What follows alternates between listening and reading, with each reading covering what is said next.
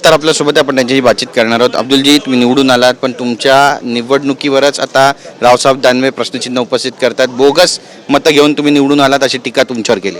एक लक्षात घ्या, जो माणूस बोगस असतो, बोगसच गिरी बोलतो, त्यांनी जे केलं त्यांच्या भोकरदन विधानसभेमध्ये बोगस केलं असेल त्याची आठवण त्याला येत असेल. प्रश्न असा आहे का ते 1.5 लाख मताने बोगस मतं असो का सत्य मतं असो, पण त्यांचा पराभव झालेला आहे आणि पराभव अजून ते विसरले नाही.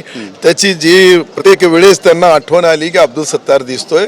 ह्या गोष्टी ज्या आहे आपण पाहिलेल्या आहेत का ज्या वेळेस माणूस पडतो त्यावेळेस तो कदाचित दुसऱ्याला कसा बदनाम करायचा हे प्रयत्न करतो, परंतु त्यांना एक लक्षात ठेवायला पाहिजे का एक बोट इकडे केलं तर 3 बोट त्यांच्याकडे असतात. रावसाहेब दानवे वारंवार तुमच्यावरच टीका का करतात?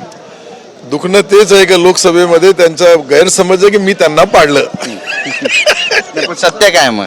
सत्य काय, मी पाडलं नाही, ते पडले, पाडलं आणि पडले, पण ते त्यांच्या डोक्यामध्ये तितकंच आहे की मी पाडलं. पण संशयाची सुई कायम तुमच्यावरच येते. काय ज्या पद्धतीनं ते बोलतात, कुठेतरी नाराजी आहे तुमच्याबद्दल, आणि ही नाराजी कशी दूर होईल? आम्ही 25 वर्ष त्यांना निवडून दिलं, त्यावेळेस त्यांना हे कळालं नाही बोगस मतं, चांगली मतं, वाईट मतं आता कसे समजतात, तर याचा कुठेतरी त्यांना दुःख आहे. परंतु मी महायुतीचा आमदार म्हणून त्यावेळेस प्रचार केला, प्रसार केला, लोकांनी मतं दिले नाही. याचा अर्थ तुम्ही समजून घ्या का 1.5 लाख मताने हरणारा माणूस ही बोगस गोष्टी करतोय, तर याच्यावरून त्याचं काय लायकी असेल ते. माझा पुढचा पाऊल तेच आहे की जशी जशी निवडणूक येते तशी जशी रणनीती ठरवल्या जाईल. एकनाथ शिंदे साहेब जे बोलतील ते माझा पुढचा पाऊल. छत्रपती संभाजीनगरमध्ये नेमकी परिस्थिती कशी आहे? भाजप सोबत आता जाणार आहे, भाजप सोबतच युती होईल?